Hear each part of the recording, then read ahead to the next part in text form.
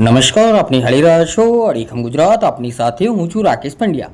મહીસાગર જિલ્લાના સંતરામપુરથી એક મોટા અને ગમખ્વાર અકસ્માતના સમાચાર સામે આવી રહ્યા છે, જ્યાં એક બેકાબૂ બનેલી ટ્રાવેલ્સે બે લોકોનો ભોગ લીધો છે. સંતરામપુરના વાંકાનાળા વિસ્તાર પાસેનો બનાવ છે. ગોધરાથી સંતરામપુર તરફ જઈ રહેલી એક ખાનગી ટ્રાવેલ્સ બસના ચાલકે અચાનક સ્ટીયરિંગ પરથી કાબુ ગુમાવતા બસ સીધી જ પાણી પુરવઠા કચેરીની દિવાલ તોડીને અંદર ઘૂસી ગઈ હતી.